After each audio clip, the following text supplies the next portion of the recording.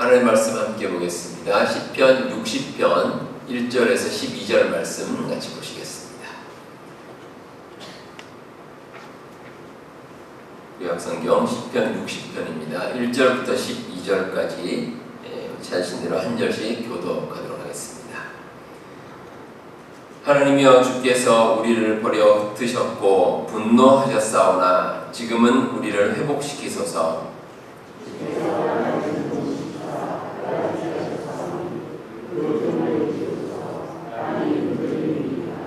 주께서 주의 백성에게 어려움을 보이시고 비틀거리게 하는 포도주를 우리에게 마시게 하셨나이다.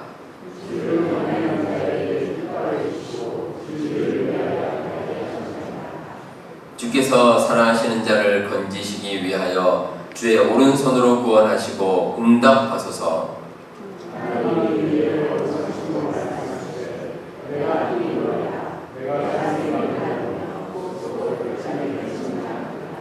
길르앗이 내 것이요 므낫세도 내 것이며 에브라임은 내 머리에 투구요 유다는 나의 규이며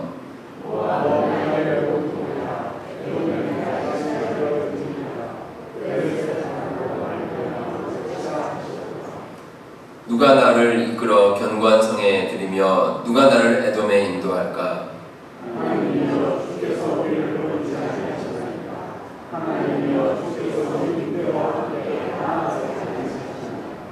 우리를 도와 대적을 치게 하소서. 사람의 구원은 헛된 민이이다.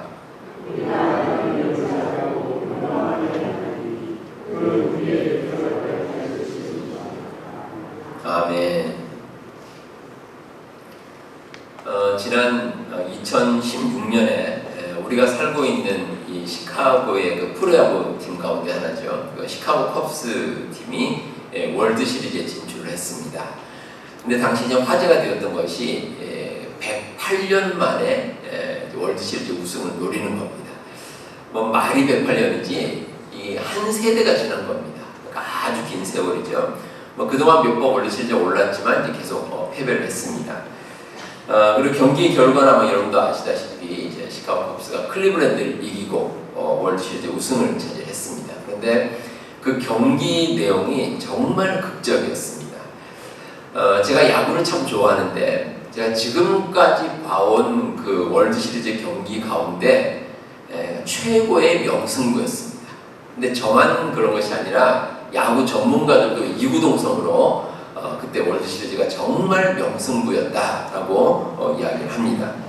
정말 야구 경기에서 나올 수 있는 극적인 요소들이 다 나왔습니다. 그래서 양팀 이제 3대3으로 3번씩 나눠 이기고 또 마지막 7차전까지 갔는데 또 심지어 7차전에 연장전까지 갔습니다. 그래서 마지막 그 아웃카운트가 끝날 때까지 정말 손에 땀을 쥐고 볼 정도로 정말 대단한 경기였습니다. 그런데 당시의 영상을 지금 보면 재미가 별로 없습니다. 아주 시시합니다. 그때 긴장감이 전혀 없습니다. 왜냐하면 뭐 과거의 일이니까 그렇습니다. 이미 결과가 다 나온 내용이라서 뭐 지금 보면 그냥 덤덤하게 볼 수가 있습니다. 자, 이렇게 과거에 이루어진 일, 뭐 이런 과거에 이루어진 일은 확실합니다. 그런데 미래는 어떻습니까? 미래는 불확실합니다. 또 더욱이 어떤 일이 우리의 생각대로 풀리지 않는다고 생각하면 마음이 조마조마하고 불안합니다.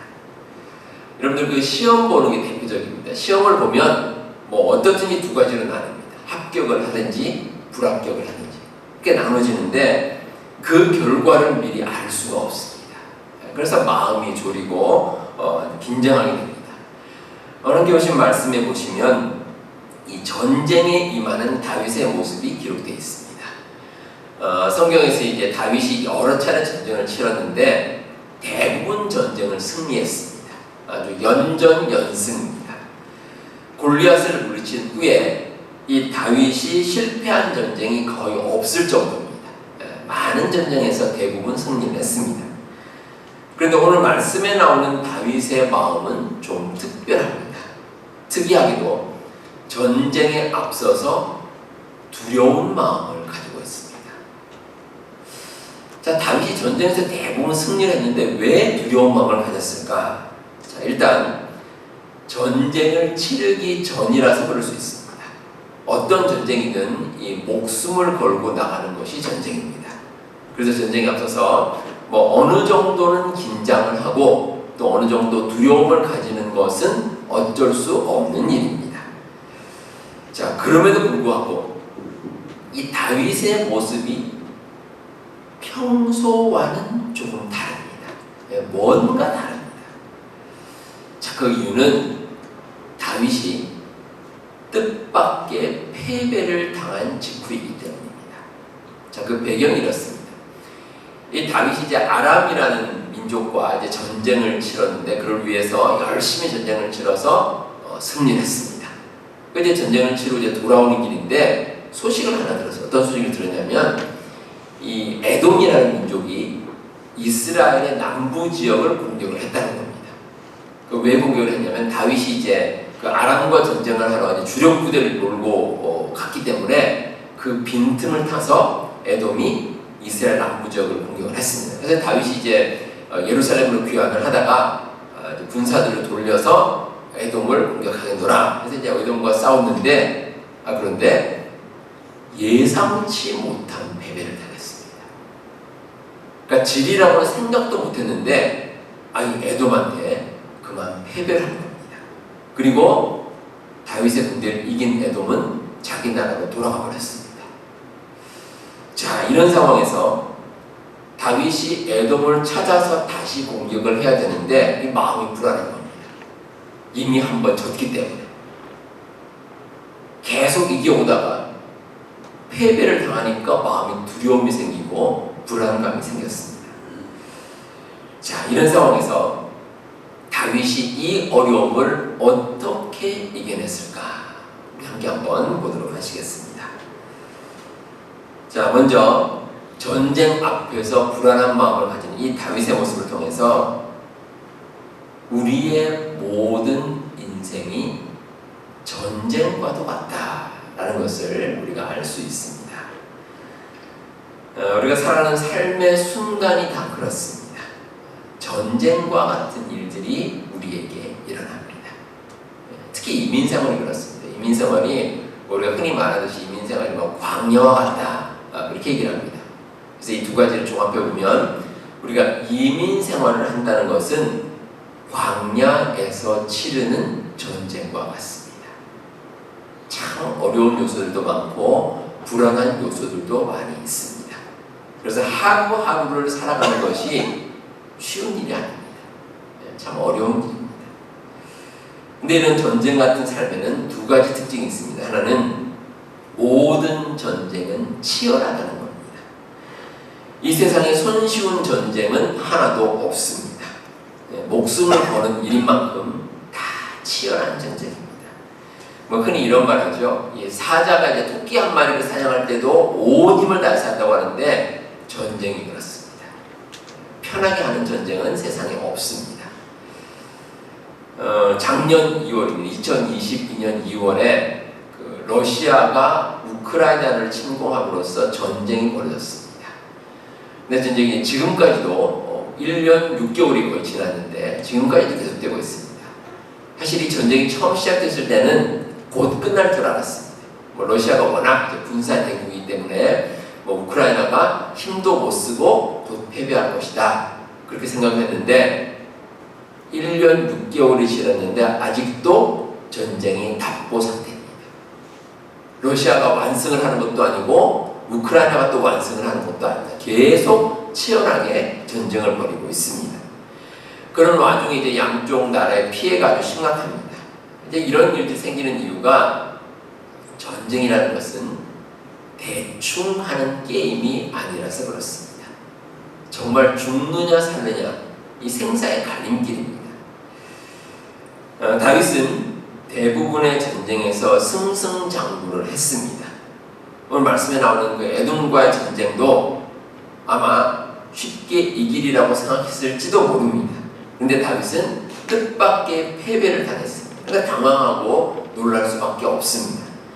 근데 다윗이 이러니 군사들은 말할 것도 없습니다. 그래서 여러분들 1절 말씀해 보시면 이 군사들이 흩어졌다 이렇게 나옵니다. 그리고 2절에는 갈라졌다 이런 표현도 나옵니다. 그러니까 다윗을 따른 이 군사들이 전쟁을 패배하니까 깜짝 놀랐습니다. 그러니까 어쩔 줄 몰라서 이 군사들이 흩어지고 또 군사들이 갈라지고 이런 모습을 보이는 겁니다. 이 전쟁에 임하는 군사들은 조직력이 정말 중요합니다. 그래서 무기가 발달한 오늘날에도 군대 입대를 하면 처음 배우는 것이 제식훈련이라는 겁니다. 그러니까 조직력을 위해서 이 제식훈련을 하는데 과거는 말할 것도 없습니다. 과거에는 그 병사들의 숫자가 군사력입니다. 그러다 보니 얼마나 병사들이 조직력이 좋은가 여기에 따라서 승패가 좌우됩니다. 근데 이 군사들이 조직력이 약해졌습니다. 그뿐만 아니라 군사들이 개개인을 봐서도 엉망입니다. 3절에 보시면 비틀거리게 하는 포도주를 마신다 이런 표현이 나옵니다. 그러니까 전쟁에 패배한 이스라엘 군사들이 오합지졸과 왔습니다. 마치 포도주를 마시고 취한 사람같이 비틀거리고 어찌 할 바를 모릅니다. 자, 왜 이런 결과가 나왔을까? 다윗을 비롯해서 이스라엘 군사들이 에돔과의 전쟁을 쉽게 봤을 가능성이 있습니다. 그러니까 전쟁에 앞서서 쉽게 생각했는데 결과는 그게 아니었습니다. 어처구니 없이 패배를 당하고 말았습니다. 가나안 땅을 점령할 당시 이 여호수아가 여리고 성의 전쟁에서 큰 승리를 거두었습니다. 그리고 나서 곧이어서 이 아이성을 침공을 했는데 뜻밖의 패배를 당했습니다.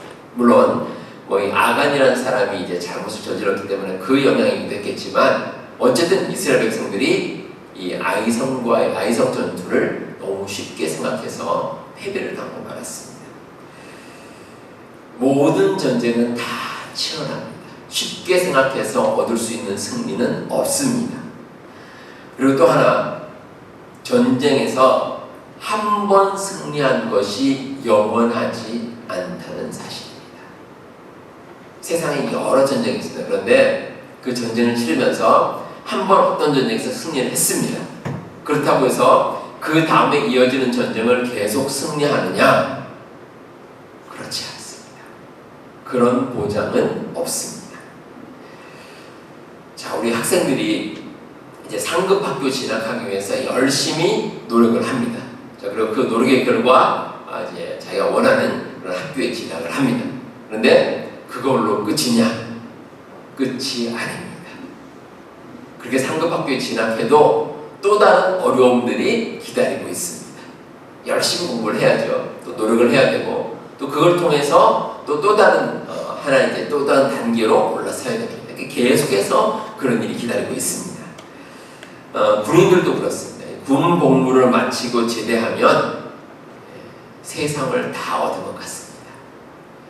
그런 마음을 생긴다고 해서 이제 군대에 다니는 이제 군인들은 제대할 날짜만을 기다립니다. 그래서 군인들이 처음 훈련을 마치고 이제 자대 배치를 받으면 그 선임들이 이제 신병들을 이제 세워놓고 꼭 하는 질문이 있습니다. 제대할 때까지 얼마 남았냐 이걸 꼭 물어봅니다. 그럼 신병이 이제 군기가 있어서 바짝 들어서 대답을 하죠. 네, 며칠 남았습니다. 이렇게 이제 대답을 합니다. 그러면 그 선임들이 꼭 마지막으로 하는 말이 있습니다. 그날이 오냐 이렇게 얘기합니다. 그러면 얼마나 이제 신병들이 낙심하는지 모릅니다. 그런데 또 시간이 지나면 제대할 날짜가 오긴 옵니다. 그런데 제대한다고 해서 또 끝이 아닙니다. 다윗도 그랬습니다. 다윗도 무수한 전쟁을 치렀는데 전쟁에 승리할 때마다 그 승리의 달콤함이 있습니다. 하지만 그 다음의 전쟁에서 승리를 보장받는 것은 결코 아닙니다.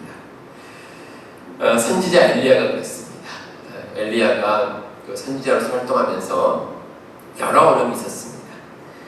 핍박을 받기도 했고 기근에 시달리기도 했고 참 여러 가지 어려움을 하나하나 다 이겨냈습니다.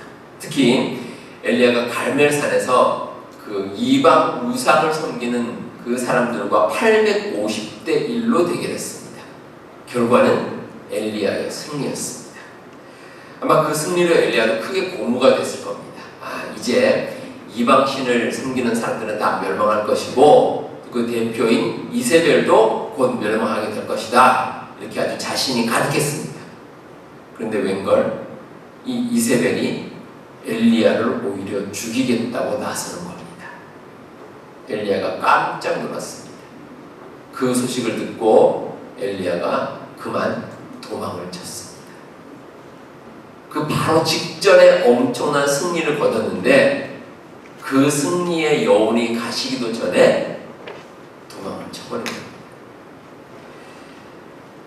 믿음의 수양들이 보여주는 이런 모습을 보면 아쉽기도 하고 또 한편으로 한심하기도 합니다. 근데 여러분, 사람들이 살아가는 삶이 다 이렇습니다. 정말 노력해서 큰 승리를 거뒀지만 그러나 그 승리가 영원하지는 않습니다. 그래서 우리는 또 다른 승리를 위해서 노력해야 되는 것이 우리의 삶의 모습입니다. 근데 우리의 모든 인생이 전쟁과 같다. 우리가 염두에 두면 우리는 패배에 대해서도 그 의미를 깨달을 줄 알아야 합니다. 우리가 혹시 패배했을 때 가장 필요한 마음은 낙심하지 않는 것입니다. 낙심하지 않는 것. 패배 앞에서 낙심하지 않는 것. 이게 꼭 필요합니다. 다윗이 이제 전쟁에서 패배한 그 에돔이라는 나라는 오늘날로 말하면 그 중동의 요르단, 그 요르단 들어보셨죠? 그 요르단이 있는 바로 그 위치에 있는 이제 그 나라가 에돔입니다. 근데 요르단 하면 아주 유명한 게 이제 페트라라는 곳이 있어요. 페트라. 여러분들 아시는 분들 계실지 모르겠는데 이 페트라 이제 바위로 되어 있습니다. 큰 바위로 된 이제 절벽이고 계곡이고 여러분들 그 사진이나 영상을 보신 적 있을 겁니다. 이제 그게 과거에 이제 에돔이 살던 곳이 바로 그곳이었습니다. 근데 이 바위로 된 절벽이기 때문에 그 군사적으로 아주 천혜의 요새입니다. 적군들이 쳐들어오기가 참 어려운 곳이 이 페트라라는 지역입니다. 이제 다윗이 이제 전쟁에서 에돔에서 패하고 에돔을 다시 공격을 해야 되는데 이제 그 지역을 공격해야 됩니다. 어렵습니다. 아주 어렵습니다. 그래서 다윗이 이제 두려움이 섰죠. 자, 에돔을 공격을 해야 되는데 과연 어떻게 공격할 것인가? 이 두려움이 다윗에게서 사라지질 않습니다. 우리가 현실만 보면 부정적인 면이 크게 부각될 때가 있습니다. 그리고 사람들 중에는 부정적인 것을 강조하는 사람들이 있습니다. 얼핏 들으면 맞습니다. 그런데 부정적인 현실에만 집착하다 보면 우리가 승리한다는 그 동력을 잃어버릴 때가 많습니다. 성경에 기록된 믿음의 조상들이 그러했습니다. 어느 것 하나 쉬운 일은 없습니다. 그냥 평범하게 이루어지는 것들이 세상에 어디 있겠습니까? 모든 것이 힘든 현실을 하나씩 하나씩 이겨나가서 성취한 것들입니다. 그래서 우리가 혹시 패배를 당했더라도 결코 낙심하면 안 됩니다. 우리 하나님께서 이스라엘의 출애굽을 위해서 모세를 지도자로 선택해 주셨습니다. 하지만 모세가 하나님께 핑계를 댑니다. 저는 그 사명을 감당할 수 없습니다. 근데 저는 처음에 성경을 읽을 때 아니 모세가 왜 저렇게 약한 모습을 보일까 했는데 성경을 가만히 묵상해 보니까 나름대로 이유가 있었습니다. 모세가 괜히 그런 게 아닙니다. 이 모세는 애굽의 왕궁에서 성장을 했습니다. 만약에 모세가 아무것도 몰랐다면 용감하게 달려들 수 있습니다. 왜 그런 말이죠? 하루 강아지 범 무서운 줄 모른다. 그러니까 뭐 잘 모르는 강아지니까 그렇습니다. 그런데 호랑이의 무서움을 아는 개라면 두려움을 가집니다. 근데 모세가 그렇습니다. 이미 모세는 애굽이란 나라가 어떤 나라인지 알고 있습니다. 군사력도 엄청나고 고대 문명을 꼽혔을 정도로 아주 대단한 나라입니다. 그 나라의 왕궁에서 지냈기 때문에 이 애굽이라는 나라가 얼마나 대단하고 엄청난 나라인지 알고 있는 겁니다. 그런데 그런 대국에서 노예 생활을 하는 이스라엘이 어떻게 저 애굽을 이기고 출애굽을 할 수 있을까? 이 애굽이라는 나라를 알기 때문에 두려운 겁니다. 그 두려움 때문에 모세가 주저했던 것입니다. 근데 이런 두려운 마음은 누구에게나 있습니다. 근데 이 두려움을 반드시 극복해내야 됩니다. 그 극복할 수 있는 방법, 하나님의 약속입니다. 그리고 그 약속에서 나오는 소망입니다. 오늘 말씀 4절에 주를 경외하는 자에게 깃발을 주시고 진리를 위하여 달게 하셨나이다. 이렇게 기록이 되어 있습니다. 하나님께서 깃발을 주셨습니다. 이 깃발은 패배해서 낙심하고 있는 이스라엘 군사들이 다시 쳐다보고 모일 수 있도록 그들의 구심점이 되는 깃발입니다. 그 깃발로 함께 모이라는 겁니다. 1953년부터 1971년까지 한 18년 정도 하버드 대학의 총장을 지낸 나단 푸시라는 분이 있습니다. 이분이 이제 당시에 하버드 대학의 개혁을 위해서 아주 열심히 노력한 그런 총장인데, 이분은 아주 유명한 말을 남겼습니다. 젊은 청년들의 마음을 움직이는 4가지 요소가 있습니다. 첫째는 흔들 수 있는 깃발, 둘째는 변하지 않는 이념, 셋째는 따를 수 있는 지도자, 넷째는 함께 부를 수 있는 노래입니다. 자, 여기서 첫 번째 요소가 흔들 수 있는 깃발입니다. 한 마음이 되어서 모두 힘을 합쳐서 함께 흔들 수 있는 깃발이 있어야 그 공동체가 하나가 될 수가 있습니다. 빌립보서 3장 14절에서 바울이 이렇게 고백합니다. 표대를 향하여 그리스도 예수 안에서 하나님이 위에서 부르신 부름의 상을 위하여 달려가노라. 이 표대라는 것은 경주자들이 목표로 삼는 곳입니다.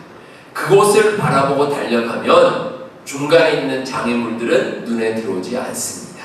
오직 하나의 목표를 위해서, 그 깃발을 위해서, 그 표대를 위해서 힘을 내어서 나아갈 수 있다는 것입니다. 우리의 신앙에도 이런 구심점이 필요합니다. 특별히 우리의 삶 가운데 어려움이 있을 때, 또 힘든 일이 있을 때 우리가 그 어려움을 이기고 나아갈 수 있는 삶의 목표가 있어야 할 것입니다. 그리고 그 목표를 바라보고 하나님의 약속 가운데 소망을 가지고 우리는 나아갈 수가 있습니다. 자, 이렇게 하나님을 믿고 낙심하지 않으면, 그러면 최후의 승리는 바로 우리의 몫입니다. 하나님께서 궁극적인 승리를 우리에게 허락해 주셨습니다. 그 구체적인 내용이 오늘 말씀 6절부터 8절에 기록되어 있습니다. 그 중에서 6절과 7절은 이스라엘이 이미 다스리고 있는 땅입니다. 그 땅을 하나님께서 지켜주시겠다고 약속하고 있습니다. 그리고 8절에는 이스라엘 주변 땅입니다. 다시 말해서 하나님께서 더욱더 큰 능력 주셔서 이스라엘 주변 땅들도 하나님께서 취할 것이다 라고 약속 주십니다. 다윗은 이러한 승리를 사람이 아니라 하나님께서 주신다고 믿었습니다. 구절에 보시면 누가 나를 이끌어 견고한 성에 들이며 누가 나를 에돔에 인도할까? 이렇게 질문합니다.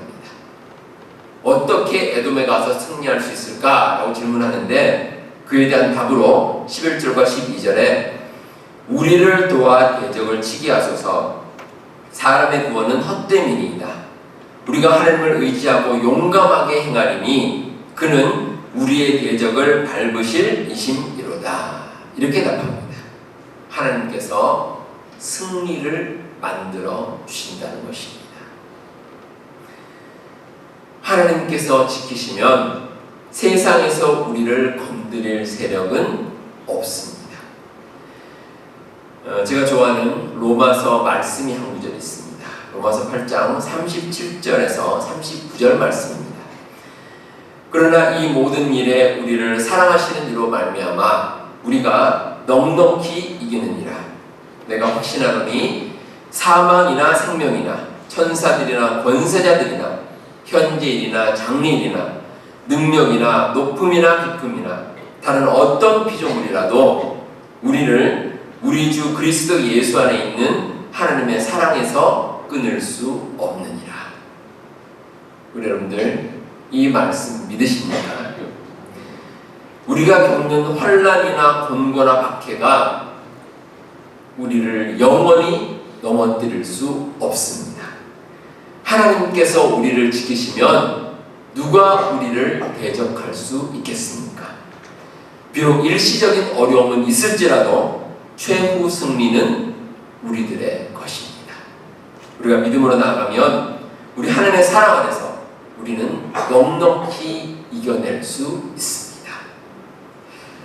우리 사랑하는 성도 여러분, 우리의 인생 가운데 어려움은 늘 우리에게 있습니다. 전쟁 같은 인생이기 때문에 해치고 나가는 것이 힘들 줄도 압니다. 하지만 잠깐의 어려움 뒤에는 반드시 승리가 우리에게 있습니다. 무엇보다 하나님께서는 최후 승리를 약속해 주셨습니다. 현재의 고난은 장차 우리에게 나타날 영광과 비교할 수 없습니다. 여러분들 이 믿음 가지시고 우리에게 최후 승리를 허락해 주시는 그 하나님 한 분만 바라보고 담대하게 살아가시는 우리 모든 성도님들 다 되시기를 바랍니다. 이 시간 우리 함께 찬양 부르도록 하겠습니다. 주 은혜임을 함께 한번 찬양하겠습니다. 우리 주님께서 우리의 은혜 주셔서 우리가 반드시 이긴다는 그 믿음으로 우리 찬송 함께 부르도록 하겠습니다.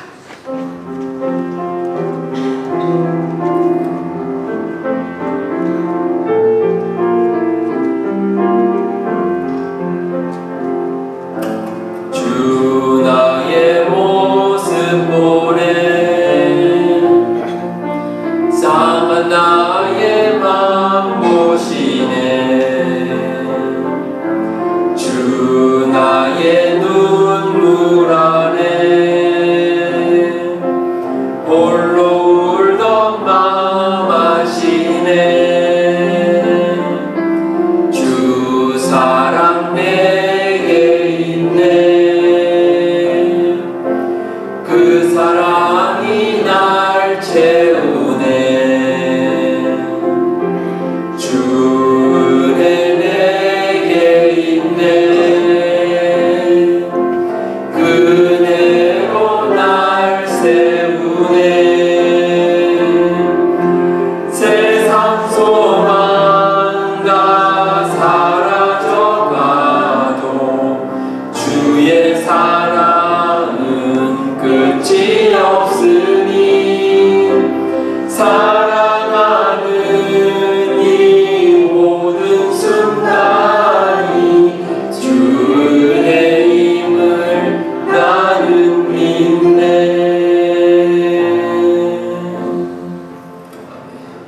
기도하겠습니다. 하나님 아버지, 우리가 이 세상 살아가면서 여러 가지 어려움을 겪고 살아갑니다. 우리가 세상에서 겪는 어려움에 낙심하지 말게 하여 주옵소서. 우리의 삶의 주인은 우리 하나님 되심을 우리가 고백합니다. 우리 하나님 되시는 최후 승리를 믿으며 담대하게 이 세상 살게 하여 주시옵소서. 이 시간에도 엎드려 기도하는 우리 교우들의 기도를 들어주시고 그 기도 가운데 응답하여 주옵소서. 저희들의 간절한 마음의 소원을 이루어 주시고 우리 앞에 계속한 모든 교우들 하나님께서 여간에 강건하게 하시고 저희들의 모든 삶 가운데 동행해 주셔서 저희들의 삶이 형통하게 하시고 늘 함께 영광 돌리며 살아가는 축복의 삶을 살게 하여 주옵소서. 예수님 이름으로 기도하옵나이다. 아멘.